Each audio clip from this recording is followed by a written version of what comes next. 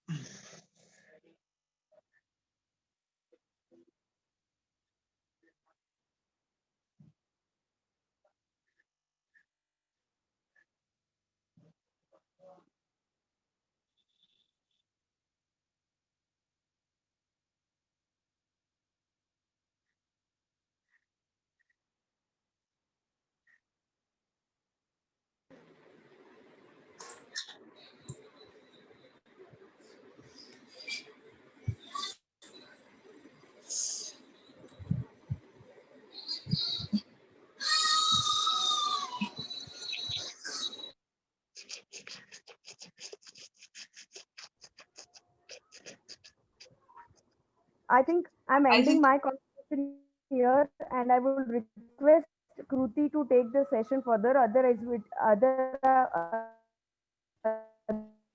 it will I get think Anjali, you are not audible. delay. There seems I to be some once connection issue.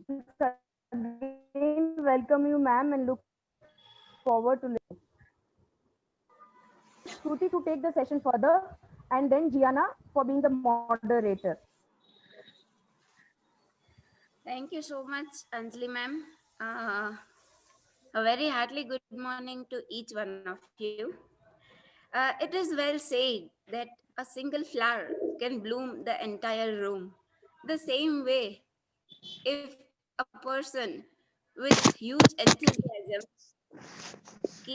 comes in between, it can enlighten the entire room. The same way, today, a woman, again from our own fraternity, CA Bahroze Kamdin. Please help me welcome CA Bahroze Kamdin. So let us have a quick introduction of her. CA Bahroze Kamdin ma'am is a commerce graduate and a chartered accountant.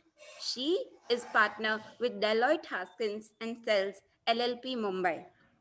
Bahroze has over 25 years of works experience in corporate and international taxation. Some of her recognitions have been the New Delhi Institute of Management has conferred her with the Business Excellence and Innovative Best Practices Alkeima Award 2019. She has been recognized in the category of leading in the top 100 women in finance 2019 by the Association of International Wealth Management of India. Deloitte India team, led by Bahroze, won the International Tax Review Asian Tax Award 2016 for FATCA Withholding Tax Firm of the Year. So, ma'am, without wasting a single moment, I would like to take over the stage. Please, ma'am.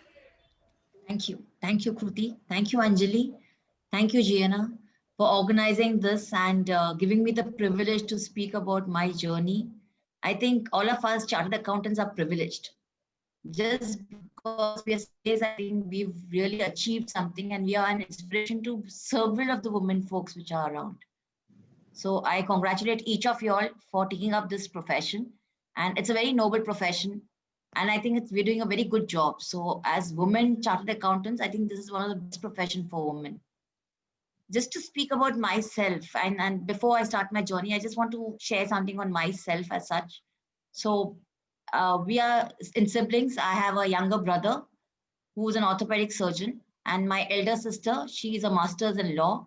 Both are gold medalists from the universities, Mumbai universities. And I'm a proud mother of two sons.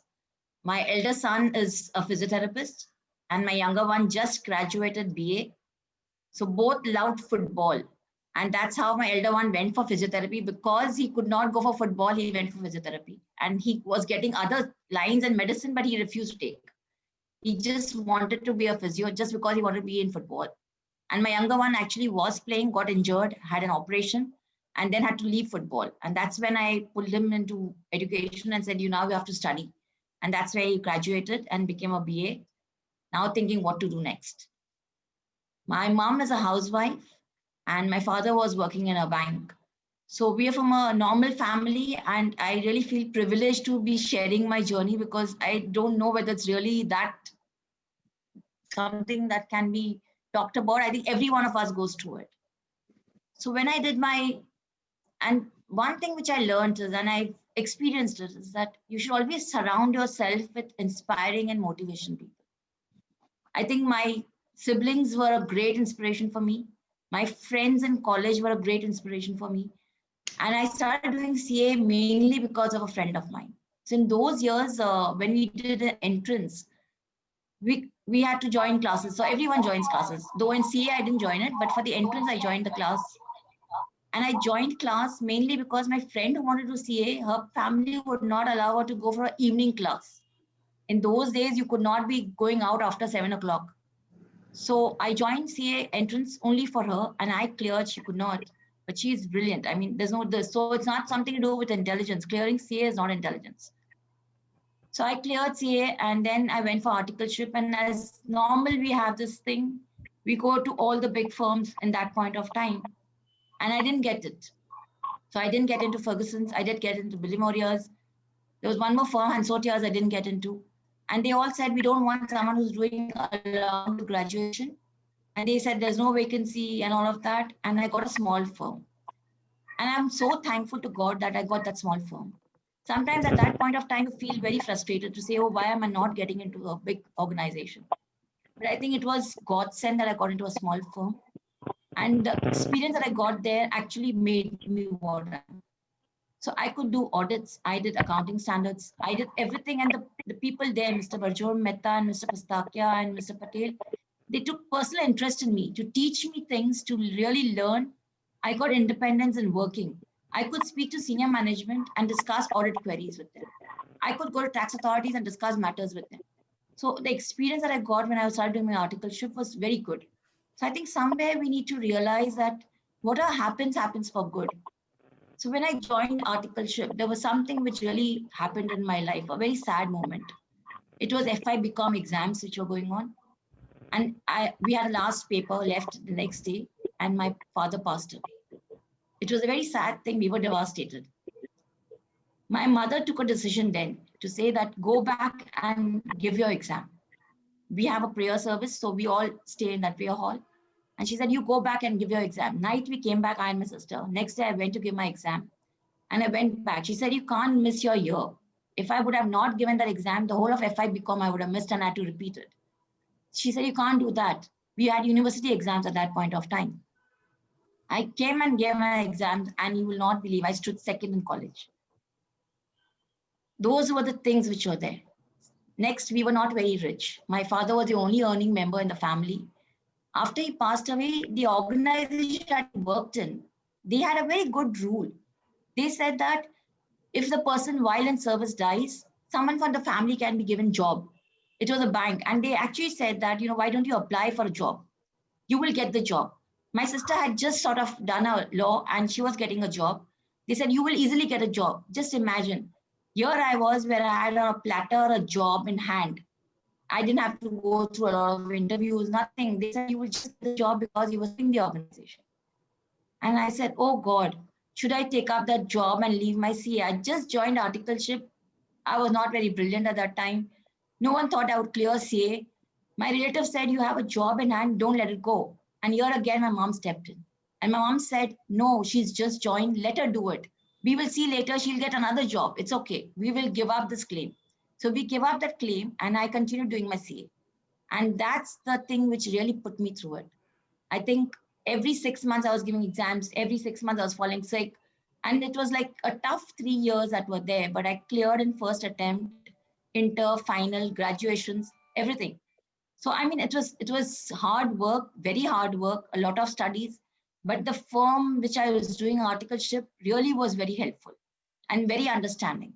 And I learned, I was putting a lot of efforts, working late, studying everything, but I think it paid off. So I have no complaints at all. I think it's the best choice that I did. And I think this is most important. Women make choices and we should be happy with the choice that you're making. You know, it is those choices that really make you what you are. So then after graduating, again, the question came, where do you go for a job? And we have a close family, so we keep asking everyone around to say, where should I go and do? And I was very clear, I want to do my practice. So at that point of time, I said, I want to really start my own practice. So I said, okay, I will go and give my interviews in the top firms just to get my foundation. So I said, if I have to start practice and I have to build clients, I need to have a particular process, a disciplined way of doing it.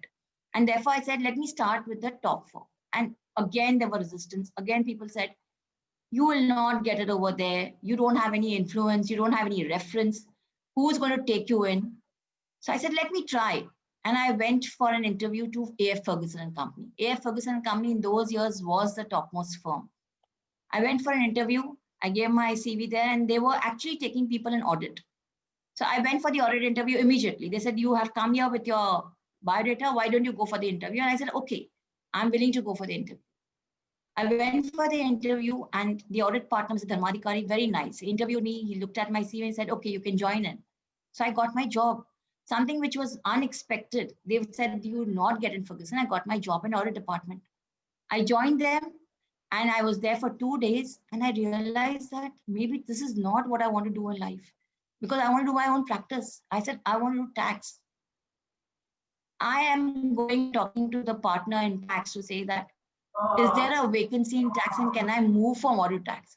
Here I am, see the confidence that a small person has. I'm in a big firm, which I wanted to. I got into audit, which I wanted. And now I'm thinking that I don't want audit, I want to go tax. See the humbleness and the greatness of those people there. Immediately, Mr. Upponi was a tax partner. He said, yes, we're having a vacancy coming up soon in a month's time. Someone had quit, a lady had quit from his department. I said, I'm looking out for it. So if you're interested, let me take your interview. He took my interview and said, yeah, I don't mind you moving to tax because I had tax experience also. I'd been to tax authorities when I was doing my articleship. So the audit partner was so nice, Mr. Dharmadhikari. He said, no problems. You can join tax. We will take another interview. Imagine this thing in a big firm, they are doing this. For a person who has no influence, no references, nothing. And I can tell you, they were very nice people. And that's the organization that I really learned. The humanness that was there in that organization was very good. So I moved to tax and I've never looked back. I've enjoyed working in tax throughout. So built on the skill sets, Mr. Khanna, Mr. Upponi, Mr. Pauri, Mr. Vakil, they were so very good. Mr. Vacha was a retired partner. They were so very good to really see. And I think I observed a lot. And of course, we used to have a lot of litigation practice. So I used to be perpetually in Mr. Soli Dastoor's chamber, learning from him, seeing how you interpret law. So the first few years in your life, you have to put in efforts to learn. You have to keep learning. And I think I keep learning even now. I think learning is undisputably there, has to be there. So it was a very good years. I enjoyed my work. I was loving it. We had so much of clientele that we never had this problem of getting clients. We were just delivering work and that's it. And going to tax authorities, litigation practice was good. And then I got married and I decided to quit. My husband is a doctor. He was in the army then and he was posted around. And I just took that decision. At that point of time, Mr. Subramaniam was there from Ferguson's and he told me, he was the head of the firm. And he told me, we'll give you 6 months leave, 9 months leave, 1 year leave. You take leave and go, but don't quit. And I was at a position where I would have just 3 more years and I would have become a partner. Maybe that's what I feel. But I was at the position which was just one lower than the partner. And I would have got that principal position also if I had not quit. And I said, no, I don't want that position because I'm quitting. I was so headstrong at that point of time to say, I want to quit because I want to be with my child. I had just delivered and I want to be with my husband. And I quit the job and I don't regret it. I just don't regret quitting that job because what I went and I lived my life in the army. Army life is very nice. They are so good people. They take care of you so well. Your husband's most of the time not around with you, but the entire army takes care of it. So we had fantastic time there. And I really say my husband, he took good care of me, because taking care of a child is something which I'd never known. I had not known, and it's very difficult. If you have a child like the way I have my elder one, most mischievous, extra hyper child, it was difficult. But I went through everything so well. And I was very happy. We had ladies' meets, we had parties, and I actually did comparing. So the art of speaking something, because in Ferguson's, we never had this presentations. We would discuss matters internally, but we would discuss with clients. Independence was always there with me. I was called as a queen bee, because they said, you are so much like, you take your views, you take your decisions. Taking decisions is very important. So I enjoyed my work in Ferguson's. I enjoyed my stay in army. I used to compare 3 years continuously. I was comparing, and that actually gave me the confidence of speaking, which wasn't there earlier. I did acting, I did dancing, I did everything which was not done earlier in my lifetime. And I enjoyed it, but it wasn't all that good. I mean, we had our tough times. We had fights with my husband also, no problems on that. And I went through a lot of sickness again. I'm basically, I think, a little unhealthy sort of a person. So we had sicknesses. I was hospitalized. We went through the super cyclone all alone with 2 kids who were unwell in Orissa. Orissa, we had a super cyclone. I've stayed without lights for a whole month, without water, and the army took good care of us. I've gone through an accident, also had an head injury, and I was in ICU and I was sick. So lots of things I've faced in those 6 years that I was away. I've even faced death in Jammu, one of the districts where I was, and my husband was there. I'd been there and I've seen death in front of me. So it's been difficult times. It's been very nice times. All those experiences count, all of them. And after 6 years, when he went to Kashmir and we came back to Mumbai, and that's when I started job again. And it had changed. The profession had changed completely, at least what I felt. I don't know whether it's true, but that's what I felt. So I spoke with Mr. Bharat Raut, and he took me in immediately. A very nice gentleman, very nice entrepreneur. He is a super professional. And I think I owe a lot to him for coming back. I had no confidence in myself. After 6 years, I was so worried and scared to go and talk to people. I didn't know whether I knew tax. Imagine 6 years you've not done tax, and I didn't know whether I knew tax. But this foundation was so strong, I could come back immediately. So he gave me 2 different things which I'd never done in my life. He gave me knowledge management, which I'd never heard. And he gave me foreign portfolio investors, FII, again, which I'd never worked on earlier. I used to work on industry, manufacturing company, chemicals, everything, all large corporate houses, banks, but not something like this. And so I was like wondering, what am I going to do in knowledge management? And actually that brought me to speed. That made me understand how important it is to share knowledge, how important it is to share things which are relevant to your client. And that is something, see, data today is available plenty. Every organization has alerts being sent out. Every organization does webcasts, which is there. This is something which is different. And therefore I started preparing alerts. My writing skills improved, my reading improved. I was coming up to speed on it. And I was so thankful to it to know what knowledge management is. So whenever something new comes your way, don't hesitate in taking it up. You just have to take it up. Then find your ways of doing it.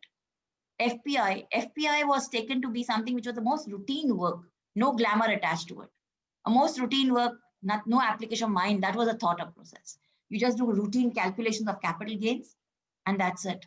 It was all done manually. We had a very small practice. So it was all done manually. And they were working on a system. So they already had a software vendor. They were working to put that system in place, and they were not able to do it. So when I joined, I had never worked on a computer. So when I was doing my articleship, we didn't know what computer was.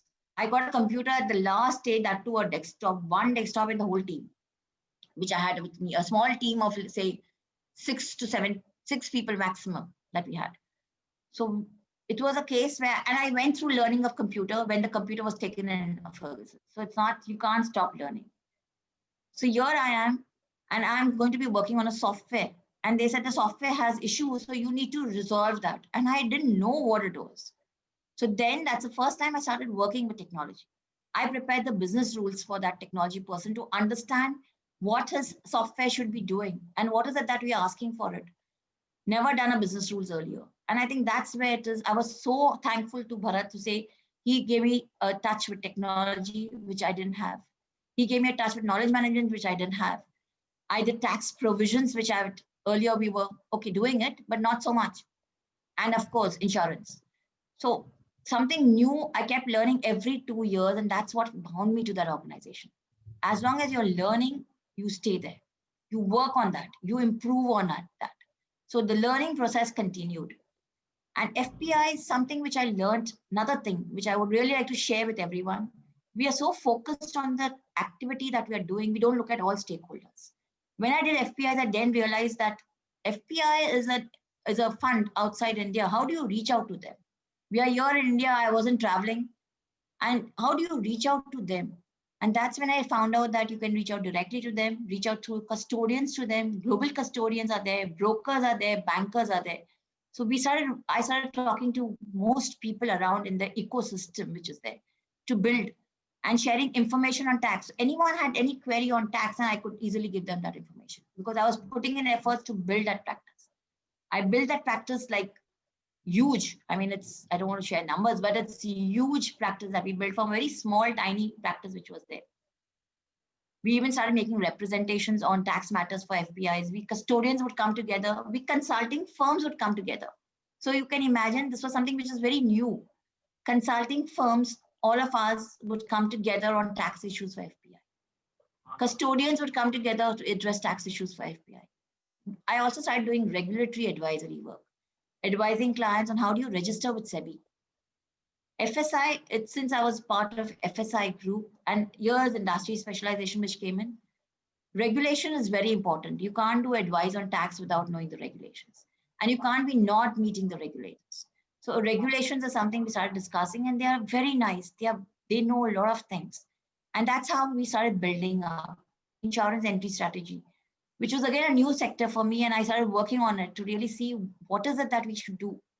So that's how I became a tax and regulatory partner, because I was also looking at regulations to advise clients. You keep evolving, you keep looking at technology, you keep innovating things. What really I did was to have a niche in the marketplace, create a name for yourself in the market ecosystem so people know you. People know that you're there in this field and they can approach you all the time. For that, I kept engaged with those people. With the groups, I started attending industry bodies.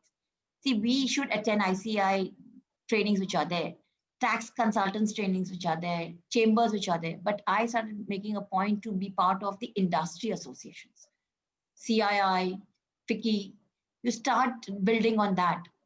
Whatever events happen from a business perspective, not only from tax perspective. You need to know the ecosystem. You need to know the business stakeholders. You need to know not just a tax head and the CFO. You need to know business guys. They have issues, not tax. Tax are there to solve those queries. So you need to have that sort of a build-up. You need to look at a wider landscape than just your transaction, which is there. So I was very happy working there. And then I quit from Bahroze Kamdin and I joined Deloitte. And Deloitte was a much wider canvas. I was very disturbed. Twice I was not sure what I'm doing. One, when I left Ferguson's to go for the army life, I was very scared. Everyone were literally scaring me to say, you're leaving your career and going into army. It was an unknown. And I was really scared about it. I didn't know whether I would come back immediately or what would happen to me. And the next was when I quit Bahroze Kamdin. I was also worried at that time. I said, is it a right decision? A lot of stress I went through when I had to quit it. But I think I got a larger canvas in Deloitte. So you have to believe in yourself. If you believe in yourself and you know that you can do it, change is always required. And change, you embrace it. Came to Deloitte, again, we consolidated FPI practice, made it a larger one. Banking was always my forte and I went into banking, and then insurance is now my forte and I'm looking at insurance. Building relationships at IBA, look at it, which is Indian Bankers Association, the Life Council, which is Life Council is a Life Insurance Companies Association. Something new you have to keep doing. And FATCA was something which came in. Now, FATCA is a US law. It is not an Indian law. It was a US law, and a US partner came down to India to meet with all the the banks in India and the regulator. And that's when I started taking interest in it. It was in 15 or maybe before that, that when it not even come into India, that's when I started taking interest. So it was something new, which I was investing my time and effort, not knowing whether it will really fructify. At that point of time, when we went and met banks, and they all said this will not come into India, except for one bank, the largest public sector bank or largest bank in India said it will come. If US has done this law, it will be impacting institutions. So I read up on FATCA, a US tax law, and actually read up the entire section, which is a huge section. I think people say Indian tax is complicated. US tax is very complicated. One section has, I don't know, some 300 pages of reading that I did to understand what it is. Of course, there is support. Network firm support is there. Any queries I had, Dennis Murray was a partner. She was most willing to help me with queries. I could raise it to her and she would respond immediately. So I read up that, and that's where we helped. So then we started working with Indian bankers because bankers were the most important. So FATCA basically just in a line to say that it is a US law which requires financial institutions outside of US to report to the US authorities on the accounts that are held by US residents. So US could do it, which India was all along with Switzerland. India also wanted information on bank accounts held by Indians in Switzerland, and we were not able to do it.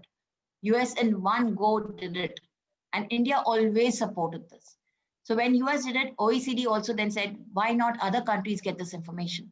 And India really worked hard on that. They were pioneers. We were the early adopters of CRS, which is the Common Reporting Standard, which is similar to FATCA. So our tax authorities are very good. And I think here I want to add something. Generally, when we are in tax and we are CAs and we feel, oh, tax authorities don't know things.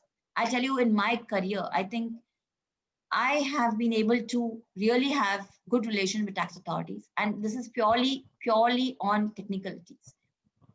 And it is respect. I would respect them because I know that they have intelligence, they have knowledge, they have data, which is much more than what's there with us. You respect the gentleman and he will be good to you. He will do your work. And I found that very helpful in my life. Respect people for what they are, including the clerk who sits there. I still don't mind going and having a cup of tea with him. Now the tea has changed. Earlier, the tax tea was very different and very tasty. I can tell you that tea was very nice. But I think you respect, and they also will respect you. They will respect you for yourself, what you are. So I think that's where I really feel that, and always never underestimate tax authorities. They know much more and they have much more data than what we have. So they have a lot of information than us. And never ever think that, they don't know things. They know things and they understand things. Sometimes they may not apply, sometimes they may apply. They have their own viewpoints, which is to be done. Technical matters have to be contested. And there's no doubt on it. So if we take a path like that, it's there. So I really grew up in Deloitte. I really bloomed because then I started working cross-functionals for bank entry strategies into India. We helped banks set up over here. We worked with consulting, risk advisory. I had a larger canvas. I started meeting with directors, CEOs, CXO level people. So earlier where I was with tax and CFO level and business high, I started moving up the ladder to meet directors and CEOs to actually discuss and take the firm as a whole. So we were like consulting would be part of our discussions. Risk advisory would be part of our discussions. I think somewhere we chartered accountants have to also have this thing that we are the best. It's not a case that we can't be consulting. Many people, whenever they meet me, they don't even know I'm a tax partner. They think I'm a consultant and an MBA student. And I think we chartered accountants can do much more than that. We are there and we should be always thinking we are the best. We can do it. It's not necessary that what consulting is, what MBA does, it can't do. I don't think so. I think a chartered can do better than that. If not equal than that. MBA is also very good. I'm not at all discounting it. It is very good as a session. But what we get training is also very good. Our hands-on training is the most important feature of our curriculum. So I think the roles changed. You keep doing a lot of things which are there, other things which are there. But specialization helped me. So when I came back from sabbatical, I had a specialization, and that really helped me into taking that focus area. Financial services was my focus area, and technology, because it goes with finance. You can't do finance without technology. It's like merged now. So tech, you have fintech companies now, you have back offices in India. So you need to do it, and you need to look at regulations. So that's been my journey, and I've been very happy. I think the most important thing is that you need to be happy in whatever you do. The day you find that you're not happy or stressed, something is not working out, don't quit. No way you're going to quit at that point of time. Take a back seat, relax, and then go ahead. There have been times in my life also when I felt I was all alone. I went into a cocoon, completely into a cocoon for some months, not talking to people around, not knowing whom I should trust, not trust, completely lost. And that's when you feel that you need someone. You still need someone as a mentor, client side, internal side. You need to have that. And that's really brought me out. So I then pushed myself to say, no, I can do it. And it's doable. It's not something that I can't do it. Maybe they have a reason for it. Let me look at it. Let me see if I need to change something in myself and do something more and go out and do more work. So I'm a workaholic, completely a workaholic, I think. But I still maintain friends, go out with my family, my two children. I think both boys, I take a lot of advice from them. And now I try to understand what their thinking is. I feel I'm old and maybe my thinking may not be relevant because I have a team of 27, 28, and they're all youngsters. I can gel sometimes well with those youngsters than my managers, directors can do, because there's a lot of age difference with them. I have two boys, so I know how they think, and I can see how youngsters think.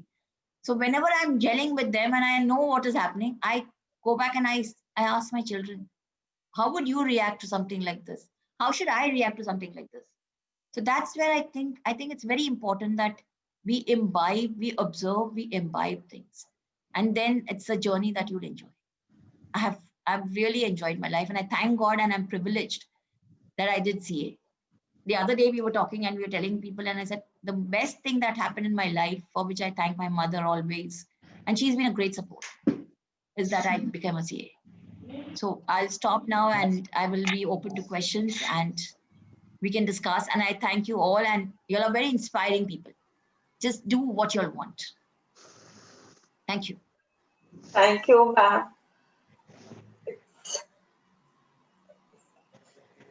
It's a pleasure to hear you. I mean, it's always been, I've met you once. I don't know if you remember, I met you in Mumbai. And the vibes, it's the energy and which is around you is what calls us to you. I mean, I don't know, like last time when I saw you and today when I see you, you seem to have lost quite some weight. I hope you okay. Yes. I have lost a lot of weight, and I thank God for this pandemic for that. So in this lockdown, I had to do everything at home, and I'm still doing it, and plus working, and plus eating home food, not eating outside food at all, and not eating all the junk which I used to be eating earlier. Late nights, I work quite late. I'm a night owl. So I work quite late. Late nights, dinners have stopped. Late nights, munching and crunching has stopped, and have lost weight. And I now try and do exercises. So I have actually put in to say, I stay with my mom who's old, and earlier she was well, so she was doing exercise. Now she stopped, but I still walk around, do exercises. And I think it's really good. So I have reduced a lot of weight, but everything is fine. Okay. I mean, look, man, she's an inspiration. We feel we are 25, 30, now what to do. We have just work to do, and look at her. I mean, now also she tries to be healthy and, look after herself, work as well. So, you would not believe, evenings earlier, first 3 months, I used to have music on and I used to do the exercises, and sometimes music on and night dance, all by myself. I think that's very important. You have to be positive in life. You have to give that sort of feel. And my son was staying here for some time, 3 months. And so I'm with my mom right now, and my husband's staying and looking after my husband's taking good care of them. And my son had come here, he was not well, and he was staying with me. And we both used to sit and dance, and sometimes stand and dance, do exercises together, and all of that, because you need to do it. They push me a lot on this. They actually push me and do it. So like I said, surround yourself with inspiring people. and surround yourself with other people who can get inspired by you. Very important. Thank you. Sorry. Sorry, great. continue. Your journey is really, really quite inspiring, ma'am. I just would like to add that I think we all can relate with you. Like the way so simple and the way you were telling all this, it's quite like we all during the whole time I could relate myself, and I think every one of us could relate with that. So it was really nice hearing you. One thing I would like to ask you, ma'am, that I normally ask everyone who is coming, that the period when you took break, you were on sabbatical, and when you came back, you said that it was very difficult time for you. So can you please enlighten that how you come up with that period? What was those key things which made you strong that no, I have to come back, and what efforts you need to put in? So I think that that can help every one of us, that whenever we are coming back, these are the things which we need to face and we have to be strong. So Can it you was please not so enlighten for difficult, that? but yes. Yes, sure. So when I came back, the first thing, like everyone, it's like your relations. So I was not very keen to start work when I came back to Mumbai, because I thought it's just a posting in Kashmir will be 3 years and then he'll get another posting. So I will go along with him again. But when I came back, and then people were saying, why don't you start somewhere? So I started with a small firm where I did my articleship part-time, because my children were small. So I said, I'll do part-time. And I joined another cousin of mine who also is a practicing CA, and he has got good audits. So I said, I'll do audits there, I'll do tax here. And I started doing part-time work, which was like more than a full-time work. And then I realized I can really do it.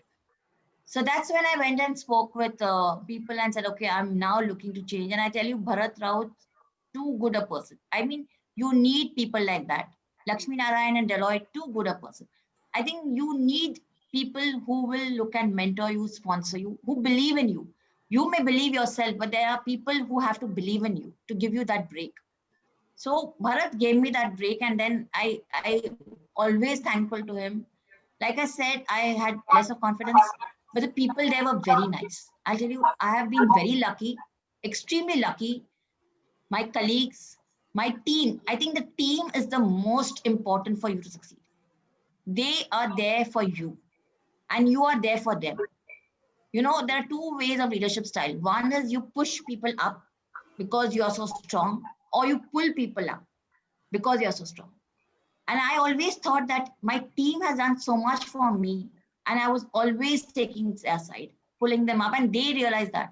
From a team of 5 that I had, non-qualified, one chartered and non-qualified when I rejoined, I grew up to what, 30 people team plus qualified team separate. So a whole thing we grow. Team, most important. Reading, most important. Like I said, that knowledge management helped me come up to speed. I was reading away, I was writing away. Eminence building is very important. You have to do eminence building. Find out what the gaps are which are there. You have to do different thing. You can't be doing the same thing what has been done. You have to do something differently. And then it really comes out. That's where you really shape, you know. So sit, think through, have a goal set. You need to have a goal set. I don't know whether, so I used to attend earlier Nani Palkiwala. Most of you all may have not heard of him or not met him or not listened to him. Excellent orator. When he used to speak on budget, I used to be thrilled. A whole stadium listening to him. Excellent guy. And the way he used to talk. And I used to feel at that time, I think I'm doing my articleship or just joined maybe Ferguson's. And I was thinking, oh, one day I want to speak on budget. I hope someone hears me. And then when I joined in after my sabbatical, this is what I started doing. I said, for FPIs to them, know what taxes. Every year we have a budget. Why not have a budget session for all the FPIs? So I started working with custodians in India to say, we'll do a budget session. We never had webinars at that point of time. I've never heard of webinars earlier. When I came back to Bharat Company, we started having webinars with bankers. Innovatively, we were thinking how to do it. We had webinars at that point of time. We had webcast, which was there. We had a road show. We went out. I didn't go because of some reason. My partner, when Naresh went to Japan to have a road show and discuss and do presentations there. But I mean, this is something which was not done earlier in Fergs. And it was a different way of doing work. You have to show people, you have to be eminently known. You have to be, so it's, and people heard me on budget. I was very happy. I don't know whether my first presentation was good or not. And then every year I used to keep doing it. But it was something, a goal which I had, and I was trying to build on it. So you need to have a goal in life. The ultimate goal has to be there. And then you take your normal steps, but don't worry about changing those steps or changing a goalpost. That also is very important. Keep your mind open. Opportunities keep coming. It will always keep coming, and you need to grab those opportunities. Don't say no to work. Insurance entry strategy, when it came, I had no clue what insurance was. I had never ever worked on an insurance company. Lot of effort was put to read up things. And today we have a lot of things on the internet. You can read up things, check with colleagues. So we may not have in India. I used to reach out to people outside of India to understand what is it. Don't hesitate in asking things. I was never that way. I have no inhibition asking people. Even now, I have no inhibition asking people. So you keep asking, you learn a lot of things, and then you keep sharing. You share your knowledge, it doesn't reduce. So eminence building, and it takes time. So my children would come with me to office on Saturday. So Saturday is one day I said, okay, if I have to go to office, I will take my children and go to office. And they used to come and sit there whole day. They used to be there playing around in the office, doing whatever they were doing. And I used to be working. Sometimes work from home also, bring it, work at home on Saturdays, Sundays and do it. Sit late nights, and children understand. I think this is one thing which we women have to do. They understand. They sometimes do crib. My younger one cribs a lot, not the elder one. But they do crib that mom's not around sometimes. But it's okay. We should not have a guilt on that. We need to prioritize between work and life. Both are very important. Both have to be given equal importance, but both need to be prioritized very clearly. And I, for one, feel that women today should take all their personal milestones very important. I find it very sad now when I see women getting married late, getting married and having just one child after some years, not a second child. I think 2 children minimum are required. And I don't know. And I always keep telling my team also, please do it. I mean, you need 2 children. If not, adopt a child. But every milestone in life is important, as important the way work is. And that's, I think, I would like to say. But the difficulties that you have to overcome is in your mind. You start reaching out to people around. You start writing things. You start reading up things. Everything will solve. And of course, technically, you have to be very strong. I hope I've answered it a little long. Sorry about it. Absolutely. Very, very nicely, ma'am. Nisha, yeah. Thank you. So, like, Nisha. Thanks a lot, ma'am. Thanks. Nisha, you continue. Yeah. Please continue, Jana. Okay, Yes, so like, yeah, thank you very much, Ms. Kamdin. Thank you, Nisha. she asked about coming back from sabbaticals. I would just continue with that question. Like when we go for sabbaticals, most of us do go for it, post marriage or post children or XYZ reason. But then when we come back, many times, we kind of wait for an opportunity to come at our door, because, at the back of our mind, it's like, we don't know, we've not been working, there are laws which we don't know, and what will we answer in the interview, because we are not updated, and so we are in a self-doubt and we don't reach for our own selves, and then we keep waiting. If we get an opportunity, we might think about it. So you told, like, initially you went to Bharat S. Rao and Company, and then initially the big firm in which you joined earlier, you like just walked in without knowing there's a vacancy or something, because you said you had no connections, so like you just walked in and gave an interview, or did you know there's a vacancy? Like, how do you reach, or how do you figure out for yourself which company should I go in, or do you just keep waiting for a vacancy to see, like if there's a vacancy I can go, otherwise I'm just sitting and waiting, or just barge in and say, this is my profile and whatever? So, like I said, when I came back from sabbatical, I didn't join Bharat Rao, which is part of KPMG. I actually went to a small firm. So 6 months I did small firm where I did my articleship and my cousin's firm. So I worked with them for 6 months to get back at least basic knowledge of tax. I was outside of tax for 6 years. So to get back on the basic knowledge of tax and accounting, I joined 2 firms to do work part-time. And that's why I said it did more than full-time work. And post that, I went and met up and I went just directly. So since I was working in Ferguson's for so many years, and I think people knew me. So Bharat sort of maybe knows me, but I just went directly to him. I didn't know him. I just knew that he was earlier with PwC and, he then moved to start up his own. I didn't know him personally. So I just went directly and took my CV and I met him. And it took a long time. So it's not that, immediately they responded. In that case, it was not immediate. So first I went to Ferguson's. When I came back from my sabbatical, I still wanted to work with Ferguson's. So I went to Ferguson's first. They took a long time to really say yes or no. And that's when I thought, if they're taking so long a time, maybe they don't have vacancy, maybe the position that they want to offer is not the right one. Maybe whatever the reasons, people had changed. See, the partners that I worked with had all retired. There were new partners, which I knew. It's not that I didn't know them. I knew those partners. But still there was hesitancy. And there was no proper vacancy. So all said and done, they were taking too long to take a decision. So then I said, why not I go and check with others? And I knew these firms. So you read up on the firms. You have a lot of more information now. So you read up who's there, I join an organization, not just for the organization, but the people in the organization. So I was then seeing whether I should go for PwC and meet them, or should I go to KPMG or Bharat Raut and meet them. And I'd heard about Bharat had a name already. So I said, let me first try with Bharat. So I went on my own. I didn't know him. I just went there, gave my application. I said, I want to meet him and talk to him. And that's how it's been done. So it's not that you really need a reference. It's just how you put it across and you show your capabilities to him and whatever he's heard about you. So generally when a Big Four, it depends on the position. A new recruit, of course, qualified, you just come, there has to be a vacancy. It's all put up on the websites now. You go through the website, you make your application if there's a vacancy, and vacancy in top organizations keep coming. People keep moving around, so it's there.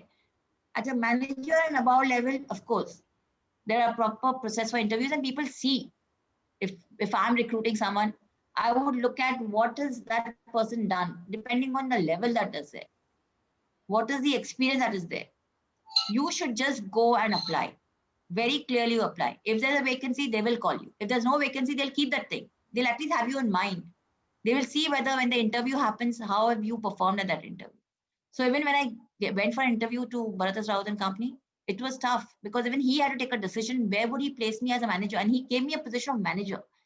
I didn't have to start from scratch. Many said you will have to start from scratch again as a senior AM, DM, and then manager. I got a manager position completely. So it is his belief in me, and I think maybe my belief in myself, that I said I wanted this position. And at that point of time, there was just one more person, senior manager, and then a partner. So it was as good as a position at which I left, I was getting that position back. So for me, it was a win-win situation completely.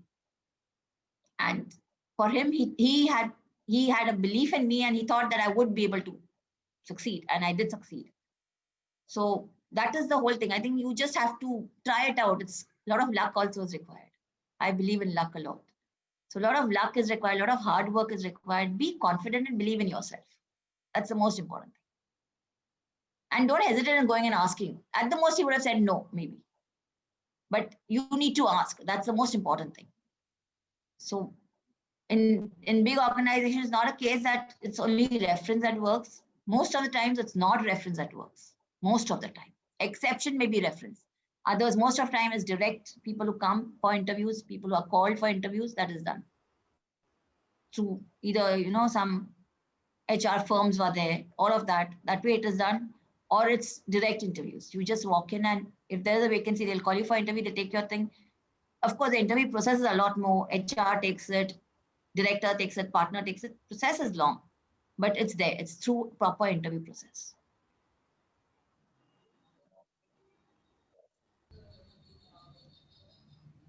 Kruti, you would want to ask? Yes.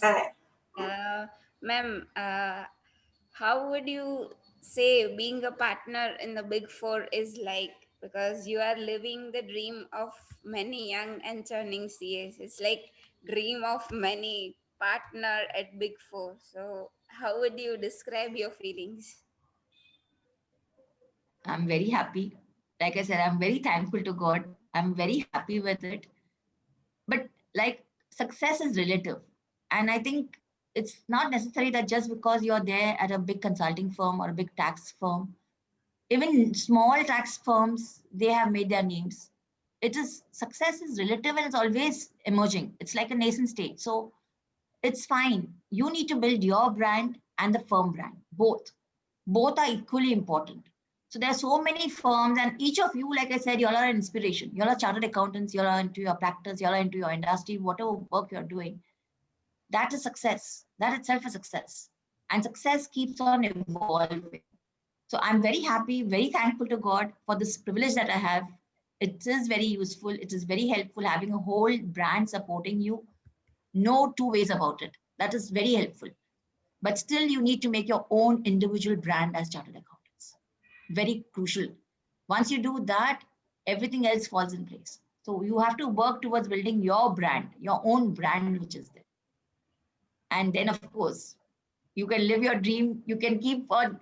There's nothing stopping you to achieve much more. Very clearly. So I'm very happy where I am, like I said, and I'm thanking God all the time for it. Yes. Thank you so much, ma'am. Thank you. Ma'am, like you have worked in a big four, you have worked in a small firm, you worked at like all the levels, I guess, by now. So, are there any advice? Many of us are either into our own practices, we still have to reach height. So, is there any advice which you would want to give us that we can, what you've learned from the big fours, like the way they work, which if we follow will help us grow? Of course, no doubt. So see, basically, it's your work culture. Very important. You need to, and teams. Like I said, teams are very important. So people who are in practice, so like I said, when I started off first initial post qualification, my dream was to be in practice. So I joined Ferguson's, but I was thinking, how do I start also so that, slowly by the time I leave Ferguson, I have my own practice also. And then you have contacts any which way. Very important word of mouth I've seen. Build contacts with professional services companies like lawyers, doctors. They will give you contacts. They will speak good about you. Banks. I've seen, and that was really, I was actually thinking like, I could really set up my own practice very soon because all these people were referring me to their customers, their clients, their employees. So I think whenever you're working, one thing is be a trusted advisor. You're not there to make money out of him. If you show that you're going to make money out of that person, you're not doing it. You are there to help him do his tax filings, for him to get his refunds, to him to do, so you're there for him. So you have to be a trusted advisor. Once you're a trusted advisor, word of mouth spreads and you keep getting clients. So when you're in a practice, 2-3 things which I've always seen is, of course, technical expertise. You need to be there. Eminence, people around should know you. Very old, there is this thing like, if you, in advertising, they say, you don't advertise. But here we're not advertising. We are building our own brand. So build your brand, build your eminence. Meet up with people. Networking is very important. Social networking is also very important. Meet up with people, go to organizations, go to events, meet people. I like meeting people. So you meet people, go on events, write articles. All of this would help you. And of course, you also work along with certain organizations which you think could really help you achieve that goal of yours. Being in practice is very good. You can really do a lot of wonders in life. You're independent, you're working for yourself. Start building a team and delegating. That's how you'll grow. If you really wish to grow, and if you keep doing everything yourself, it's very difficult to grow. Start building your team, start building clientele, start managing all of that, start delegating, and you're there. You will be much better than what I am anytime. Being in your own practice is a proud moment, I'm telling you. It's a proud moment. I'm really proud of all of these ladies who are doing all this. So you should not get this, that, oh, you're not doing it. Success and money follows. If you do your work, money follows. Money is not so important in life. Money just follows. You do what you like and then everything follows. Even work with NGOs. I used to, when I started, there were some NGOs also who needed help. And I used to help them with their accounts and all of that.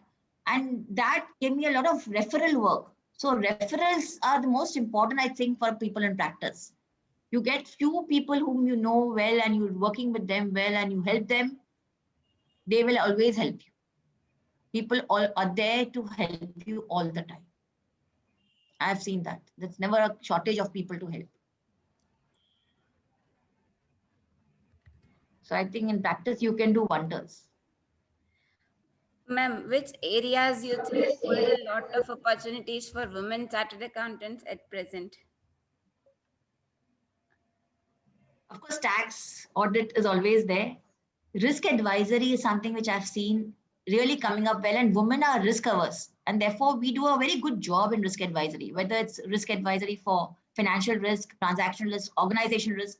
I think that is one area where women will do fantastically well. So risk advisory is something which I've seen. Investment, I mean, wealth management is also something which I feel women can do very well. We do all our budgeting well. Investment and analysis, equity analysis is something which I feel women are not there so much yet. And I think that's an area where I think women can do wonders. So that's another area which I feel we can do. Forensic is another area where I feel we can really do well. So risk advice and accounting advisory. We have so much changing now with so many standards come in. Auditor is there, but that company auditor can't advise and audit both. So you need an accounting advisory thing and you need an auditor to, check and review it. So accounting advisory is something which I've seen, and CFO practice. A lot of companies don't have their own CFO. Small companies don't need a CFO. You could develop that as a niche practice for yourself to say, we can become your CFO, doing your budgeting, doing your funding requirements, doing your accounting for you, all of that. It's a whole package. So CFO practice I've seen now coming out a lot more for smaller organizations which are there. So that's something which you can look at. I think you go and check on the net. I think everything under the sun a chartered accountant can do. So you can do consulting, you can do everything. And Yola in Ahmedabad, you have now IFSC coming up, which is so good. Something you should look at on how you can start building on the IFSC practice over there. So any opportunity comes, just grab it. Don't think that whether you can do or not. Take the work, then study on it and work on it. But just take it up.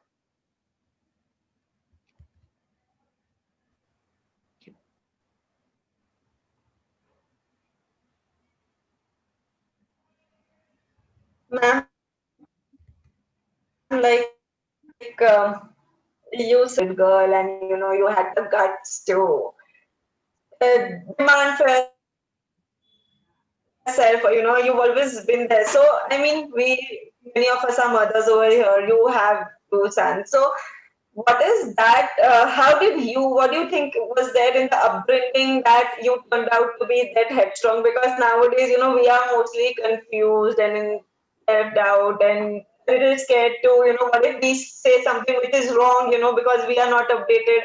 So what is that thing which either we can, teach it to our children or, learn ourselves, so to get that confidence in our own self? I think upbringing, of course. So I'm from a Parsi family. So culture is very important because I have girls working with me and I know the way their upbringing has been. For them to speak up is very difficult. So it is extremely difficult for them to speak up. And I'm actually training them to say how you need to speak up or put your point across. And, you need to be vocal about certain things and you need to speak up and tell and talk.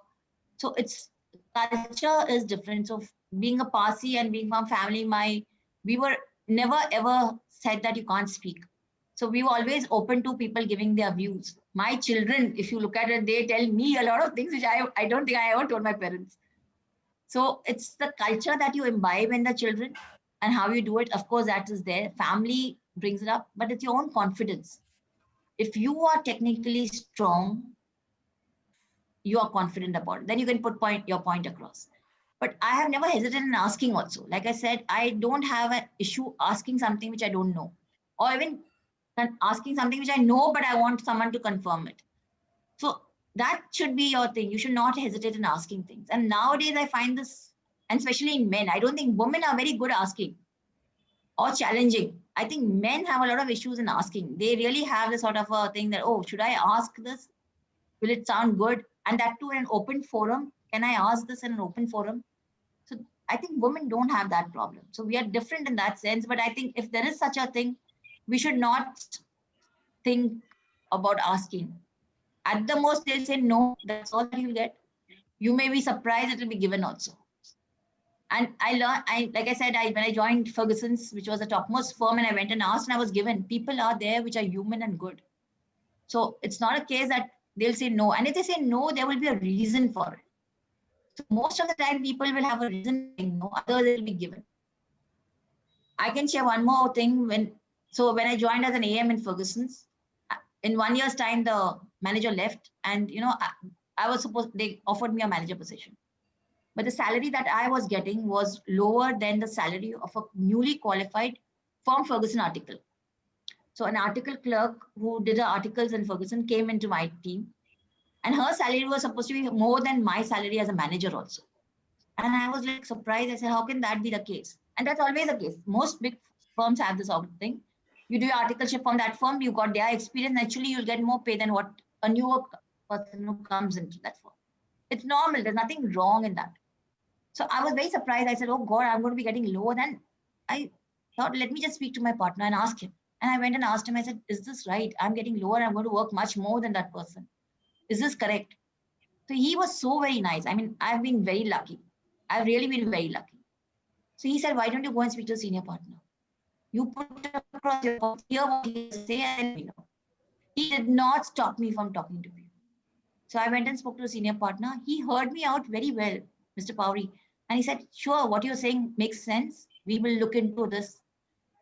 I didn't ask for what I should get, nothing, but they increased it. So I think that's the most important thing. We need to ask. And most of the time, you'll surprise it's given. It is given. So if we do that, I think that solves most of the problem. Thank you. Now, any questions or anything? I mean, you guys are free to ask. I mean, I have a lot of questions, but I would want others to ask as well.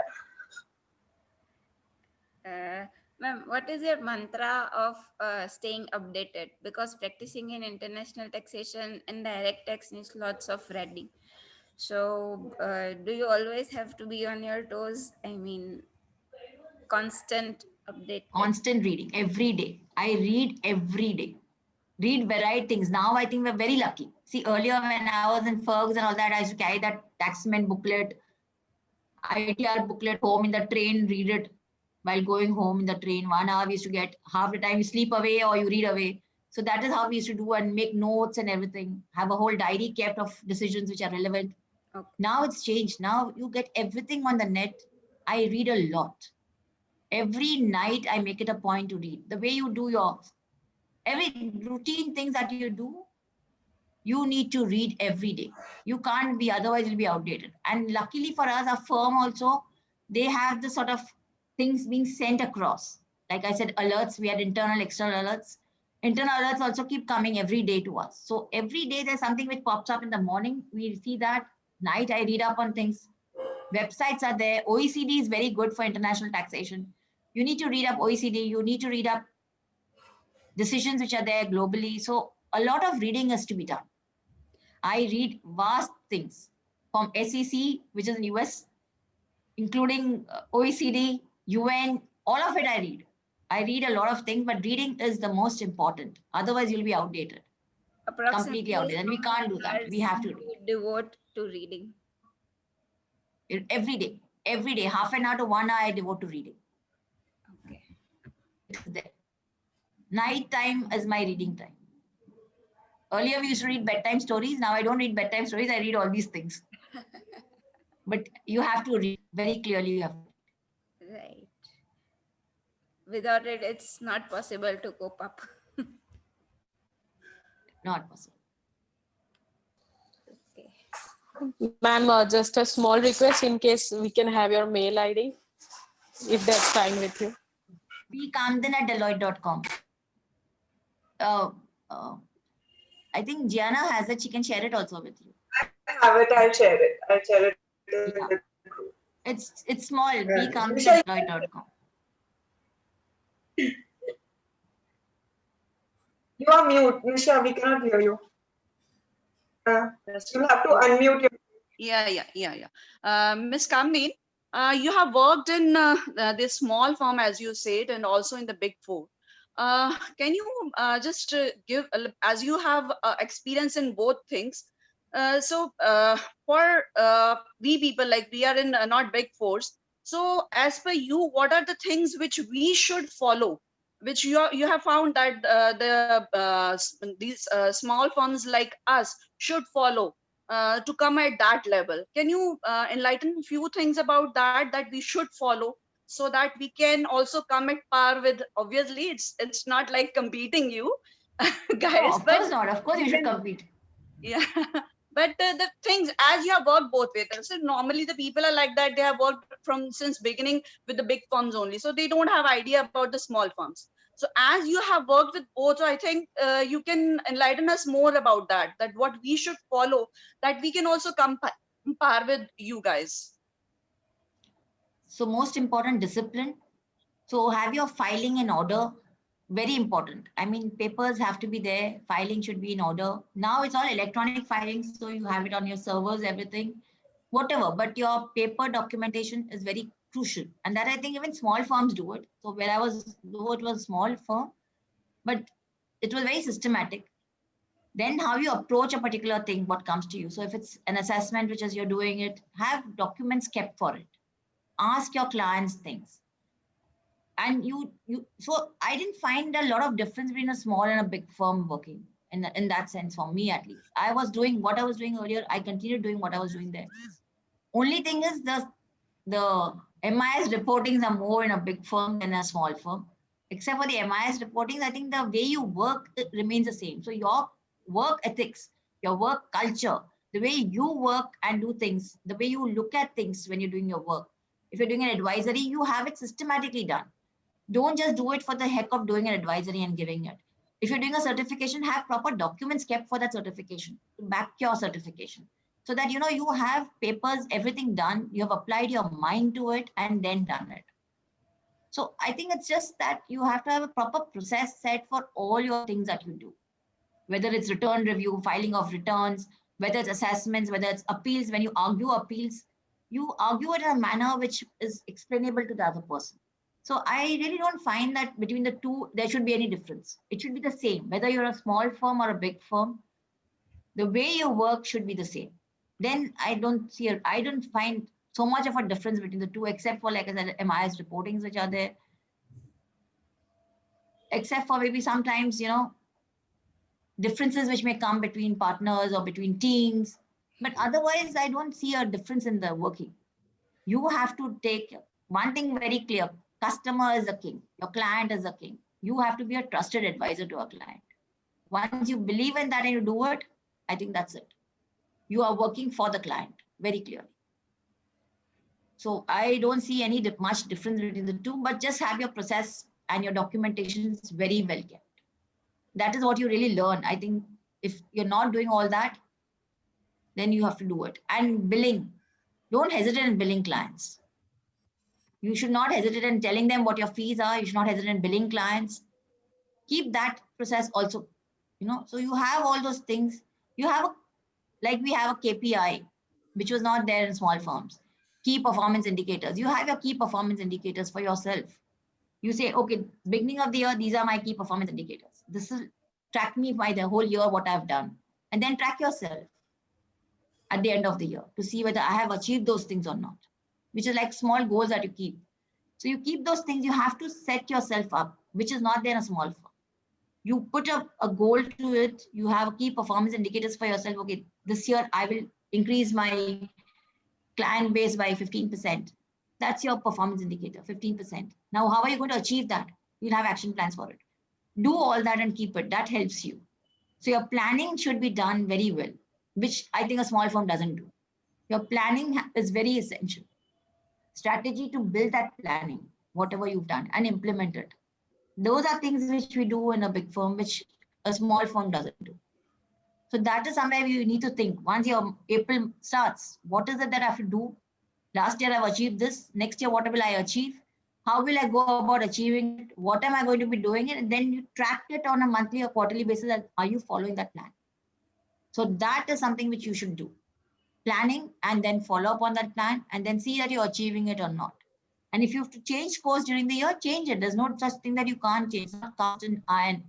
You change your course, but at least have it set so that you can then at the end of the year when it comes March, okay, this is what I've done and this is what I've not done, what I need to do next. And that will help you. Planning will help you a lot.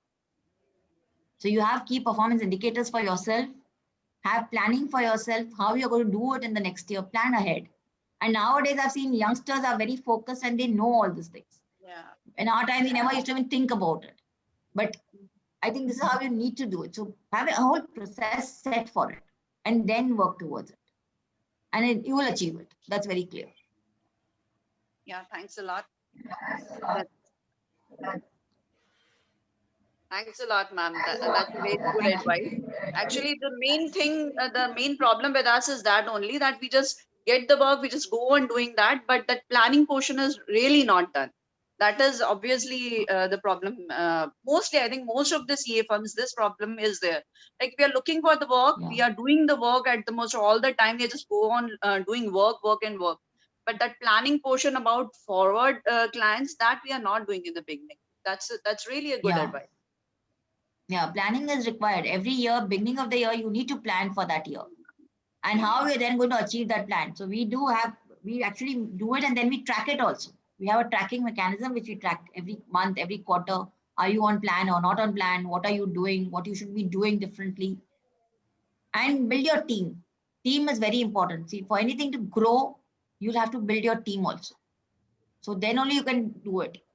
And then, of course, to-do listings that you have to do. The to-do listings are not just what to do I have to do. What I don't have to do also should be listed. Because we end up doing things which we should not be doing. Yeah.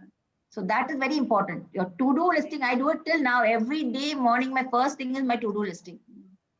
And then I have a list next to it. This is what I'm not going to do today. So it is very crucial to know where you need to spend your time because we hardly have 24 hours. Yeah. So we have to be very clear on what we don't have to do. And therefore that team is required, delegation is required, trusting is required. They will trust and give you back everything. Yeah. So that's how you will then grow. Required. Normally what is happening in small firms, people are hesitating hiring people at initial stage. Normally the cost and all that things are thought of. But I think when we are hiring more, we are getting more work done. So that way, actually, if in long term we realize we are getting benefited from that. But in short term, when in the beginning, normally people are thinking that this is gonna be an extra cost. But actually it is not. Practically it is not. Because when we have more people, we're doing more things, we're getting more things done because we had that extra pressure in mind that you have to get these things done. So that way, indirectly, so many things are getting done. So that's really true. Like teamwork is very important. Yeah. And delegation is very important. Very important.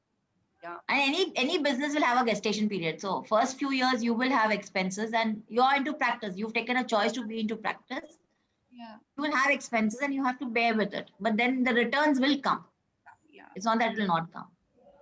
Yes.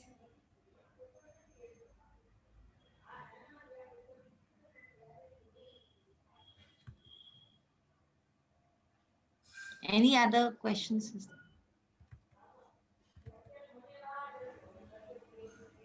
It's really nice hearing you, Miss Kamdin. Actually, I'm feeling as if it's not a this webcast. We are just talking one-to-one basis and in such a friendly manner. It's so really nice listening you. Thank you so much. Like, Thank you. It's already 12 o'clock, ma'am. We would actually want to sit and talk to you. Like we really feel we're sitting in front of a mentor and there is so much we can learn presently. Normally, so what is happening? We find some distance, but with you, that thing is not like as if like you are a friend and we are talking to you. It is such type of feeling is coming. So it's really nice talking to you. Thank you so much. Thank you. Yeah. That's one thing that we professionals have to do, not tax people, make people comfortable to speak to us. Yeah, exactly. That's the learning that comes from experience, you know. It's so nice that we Thank you need so to much. learn actually. Yeah, great. No, it just comes naturally. Don't worry. You all are very nice. I'm telling you all that all of you all, when I'm seeing it, I think you all are very nice. And you all have achieved much more. So I can imagine when you'll really come up to that age, you will be, I think, much better than what I have been. I can tell you that much. Your experiences, your success will be much larger than mine. That's so nice. All of you. You're too good, actually. Thank you so much, ma'am. That's so nice of you. So it's actually, I'm bounded with time. It's 12 o'clock. I seriously don't wish to end it. Charmi, I thank you, mean, it's one Charmi. of the Charmi is sessions. not, she can mute and say also. Charmi, you want to say something? We have very few. So if everyone wants to say a one-liner about themselves, I'm fine listening to it. Charmi, do you want to say? Yeah, thank you very much, ma'am. I really enjoyed a lot. Actually, I was not able. I mean, I was getting hesitated because I was attending this from my home, and my little one is always keep me disturbing. So I just muted my video. So but I really say that I enjoyed a very lot, and really motivation is at top today. I really enjoyed a lot. Thank you so much. Anyone else? Meera, Nisha, Riddhi? Very nice. Who's Shika? Ma'am, I would like to say something. Yeah. Ma'am, I'm just recently blessed with twins, and they're just 7 months old. And I somehow, I don't know why, I was like, I'm going to attend this session for sure. So I'm feeding them on one side, and I'm listening to you on the airports on the other side. And I must say, your journey is so inspiring, and I think I'm so lucky that I took out time and I could hear to your words, and I got more inspired. And in this time where I've been away from all these things, taking care of the kids, it was a really amazing time listening to you, and your journey is absolutely inspiring. And looking at you, I think, ma'am, if as a woman, I think our possibilities are endless, and if we think, there's nothing that we cannot achieve. So thank you, ma'am. Thank you so much. And nowadays, with all this diversity and inclusion being there in all organizations, I think women, this is the right time to be there. Absolutely, ma'am. And congratulations on your twins. Congratulations. Thank I think you, that's the ma'am. best thing you've done, is to have children. And ma'am, I have a boy and a girl. Twins at one go. That is very nice.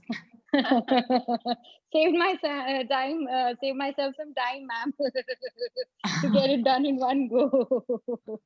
Thank you, ma'am. Thank you, ma'am. Thank you so much. Gunjan, Nisha, they want to say something about themselves. You want to talk about yourselves also. You all also achievers in yourselves. All chartered are. I mean, we owe it to our institute.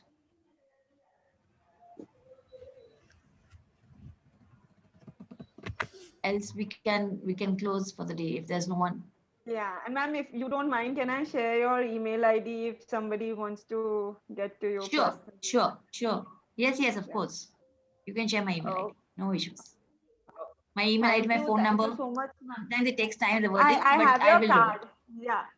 Yeah, definitely. And when the pandemic ends, we would surely invite you to the branch, and it will be a pleasure to meet you and sit with you and talk to you, Thank you so much. Thank you. Yes, ma'am. Thank you. Thank you so much, ma'am. Thank you so much. Thank you Thank so much. Thank you, Anjali. It was really very nice and inspiring session. We just loved it. And your nature, your friendliness, the way you expressed yourself. And the main thing I loved is you are at such a top position and down to earth nature. It's just perfect. I mean, it's really very difficult. Sometimes we find people, they hesitate to talk if someone is not up to their mark or not up to their level, but it was not with your case. We were just like, we seemed I feel like I'm talking to my mother. It's like so good it was. Thank you so much. Thank you. It was a pleasure being here. Thank you so much. Thank you so much, ma'am. Thank you, ma'am. Thank you, Bye ma'am. bye. Thanks a lot. Looking forward to see you. See you in person. Sure. Sure. Okay, thank you very much.